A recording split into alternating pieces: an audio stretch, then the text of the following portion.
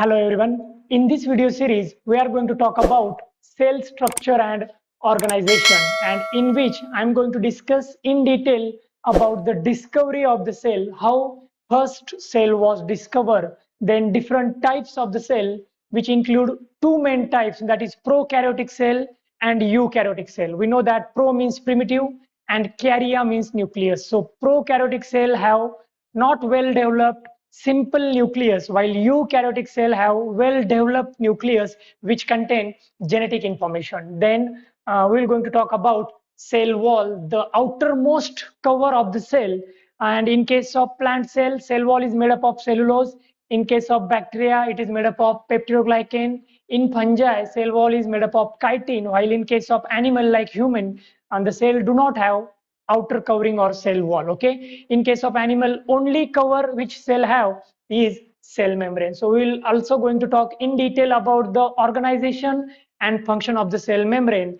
Different models have put forth by different scientists to propose the structure of the cell membrane. Well-known model is fluid mosaic model. So we are going to talk in detail about this model in upcoming videos. Then cytoplasm is the fluid part of the cell which is present inside the cell membrane. It contains different type of proteins and macromolecules and enzymes and all the important reactions which is required for the survival of the cell occur inside the cytoplasm. Then the next important organ of the cell is endoplasmic reticulum, which is nothing but the extension of the nuclear membrane. There are two different type of endoplasmic reticulum, as a rough endoplasmic reticulum which have ribosomes and smooth endoplasmic reticulum. Both these types perform different type of function. Then Golgi complex is the important cell organelle which take part in protein packaging and trafficking. Then mitochondria is the powerhouse of cell.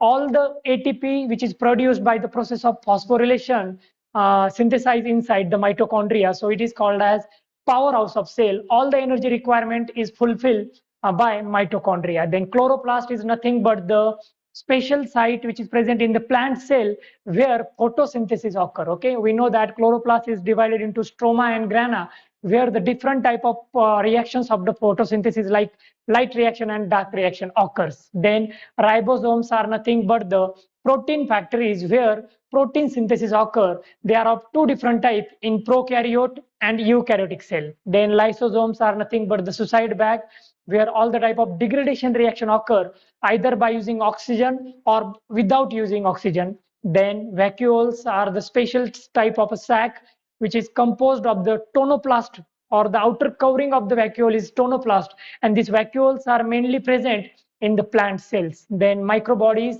and examples of the microbodies like peroxisome, glycoxysome, spirosome. So the different type of microbodies are present in the cell.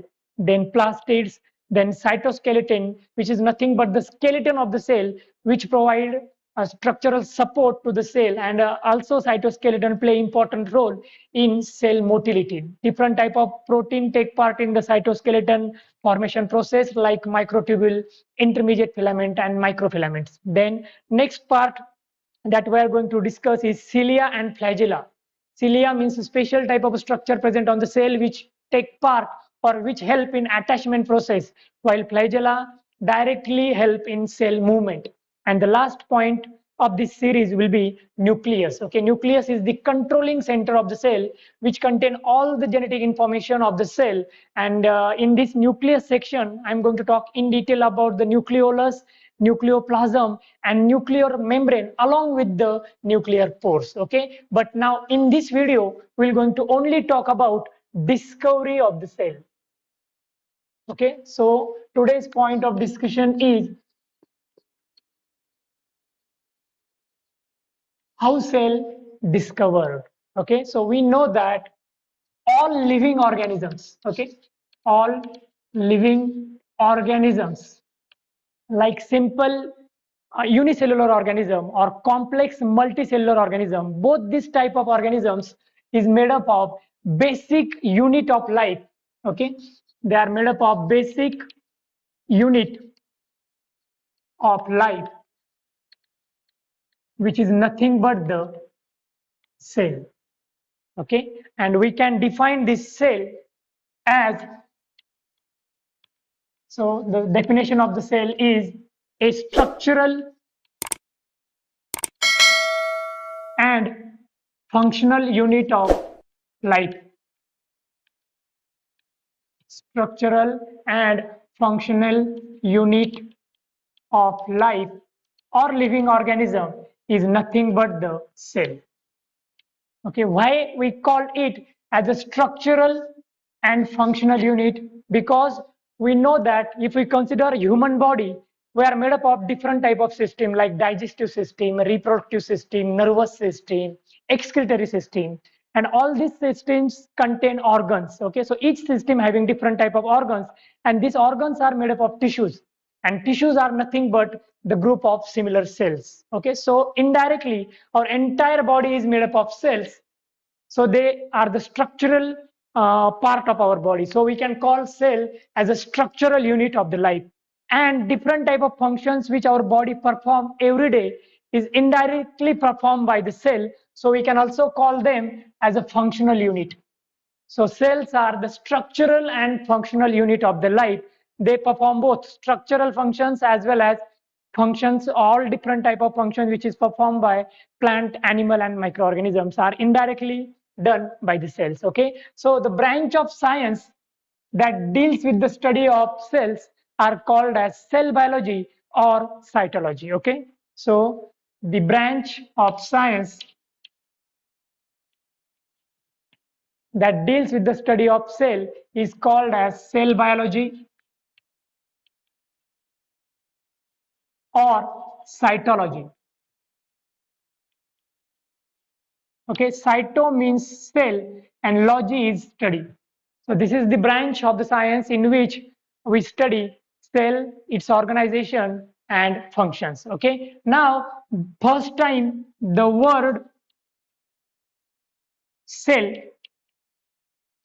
was coined by Robert Hooke. Okay, so this is the important name in the cytology. Robert Hooke first time coined the word cell because Hooke observed thin slice, thin slice of cork, a plant part, under the microscope in 1665. Okay, in the year of 1665, Robert Hooke observed thin slice of plant cork under the microscope, which was built by himself, and he found that this cork is made up of compactly arranged honeycomb like boxes. Okay, so under the microscope he found structure like this.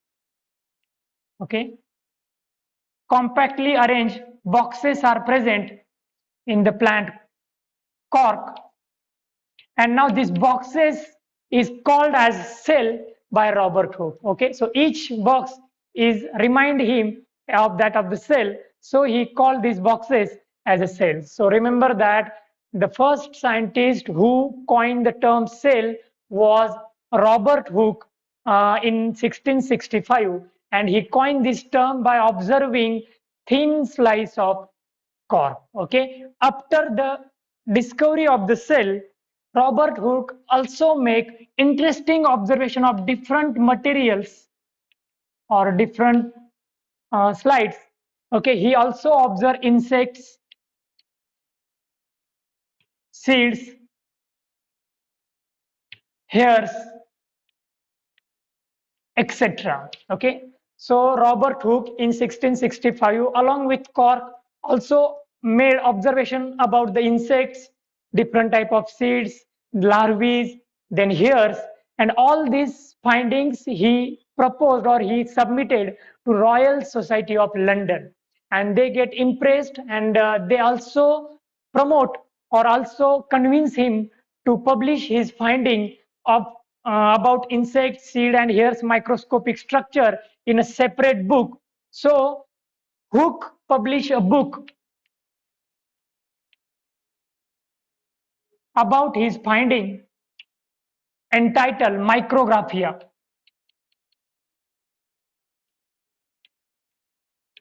Okay, in this book, Hooke have made detailed drawings of his observation about the different structures which he observed under the microscope. Okay, after the Hooke, later on, another scientist called as Antony Van Leeuwenhoek. Antony Van Leeuwenhoek also made microscope, a compound microscope with the help of different type of concave mirrors. Because Antony Van Leeuwenhoek was a glass merchant, he developed a microscope with a higher magnification power, and with the help of that microscope, Leeuwenhoek discover or observe many structures from the nature, like he observed microorganisms first time. Okay, Antony Van Leeuwenhoek observed different type of microorganisms like bacteria, algae, protozoa, fungi, and Antony Van Leeuwenhoek also observed blood circulation or blood circulating in capillaries, then RBCs, red blood cells, and even human sperms.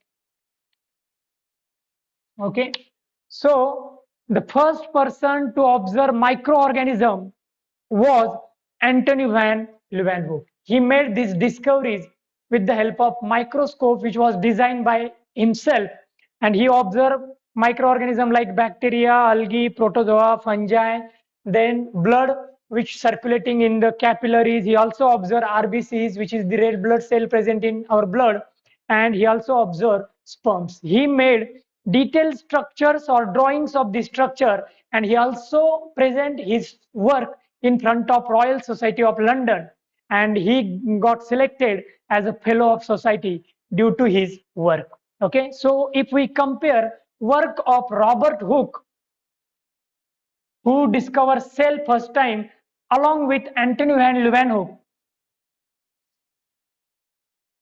we can say that Robert Hooke only observed large cell like eukaryotic cell, like insects, seeds, hairs, because he was having quite microscope with less magnification. Okay, and the first person who observed small cells like prokaryotic cell, bacteria, then small eukaryote like algae, protozoa, and fungi was Antony Van Leeuwenhoek. So Antony Van Leeuwenhoek's observations give detailed idea about the cell and microorganisms. So he was considered as father of microbiology. Okay, father of microbiology. Microbiology is nothing but the branch of science that deals with the study of microorganisms. And Antony Van Leeuwenhoek first time report microorganisms, so we called him as a father of microbiology. So this is the basic difference between the work of Robert Hooke and Antony Van Leeuwenhoek. Robert Hooke only observed eukaryotic cell. Antony Van Leeuwenhoek made observation about as well as prokaryotic cells. So this is all about the initial discoveries related to cell. After the discovery of cell by these two scientists, different organelles of the cell get discovered by different scientists. Okay, I am going to discuss about each organ, their discovery, their organization and functions in upcoming video of this series. Okay, but the most important thing about the discovery of the cell is cell theory. Okay, so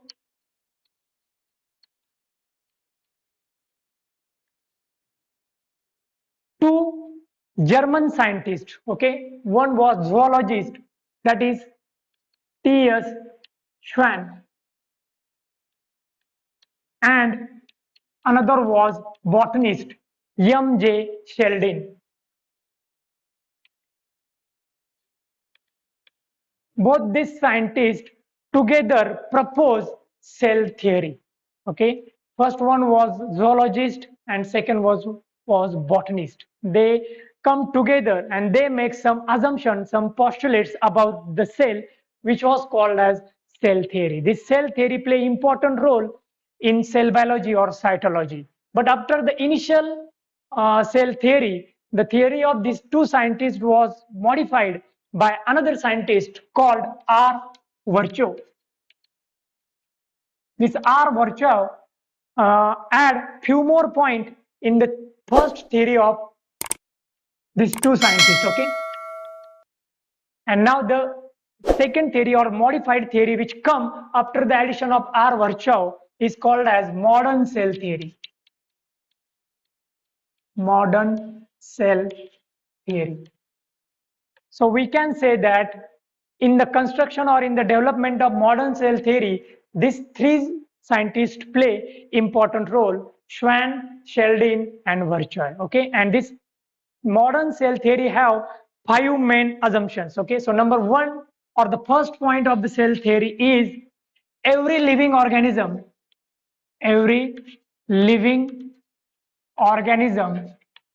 is made up of cell. Okay, so every living organism, either it is unicellular, simple, or multicellular complex, is made up of cell. So this is the first point of the cell theory. Second point is cell is the structural and functional unit of life. Okay, that means every cell performs structural and functional functions in a life. Okay, if you consider prokaryotic organism as well as eukaryotic organism, except viruses, all life is depend upon structural and functional functions of cell. The third postulate of this theory is that every cell have genetic materials genetic material in the form of DNA or RNA, and this genetic material of the cell transfer to the next cell or transfer to the next generation through cell division. Okay, that means cell have genetic material which can be transferred from cell to cell by the process of cell division, and we have discussed in detail about the mitosis and meiosis, which is the type of cell division, in my previous series. Okay, the next assumption is cell can be divide and replicate itself. Okay, it is the independent entity which have ability of division, and this cell can also have power or special property called totipotency. Okay, focus on this word totipotency. This is the assumption number 5. Cell is the independent self dividable or self reproducible unit, and it have the power of totipotency. Totipotency is nothing but the ability of a cell, single cell, to divide, redivide, and produce entire organism. So it is called as totipotency. In case of human, stem cell have this ability of totipotency. Okay, which can divide, redivide to produce entire organ, system, or organism. This totipotency or this property of cell play important role in medical science, because with the help of this property we can cure different type of cancerous or we can cure different type of diseases with the help of this property of cell. The last point of the cell theory is that when we consider any cell, okay, the cell can be arise from pre-existing cell only. Okay, that means every cell arise or develop from pre-existing cell. Okay, cell cannot produce spontaneously. This point of the cell theory disproves spontaneous generation. We know that the group of scientists initially believed spontaneous theory. Okay, so they say that the cells can be produced or living organism can be produced spontaneously, but the last point of the cell theory clearly states that every cell arise or produce from pre-existing cell only. So this is all about the cell theory. This 5-point in detail give the idea about the modern cell theory, which was proposed by three scientists: Schwann, Sheldon, and Virchow. So this is all about the few important event of the discovery of the cell. In my next video or from my next video, we're going to talk about different types of cell, different organelles of the cell and their functions. Thank you.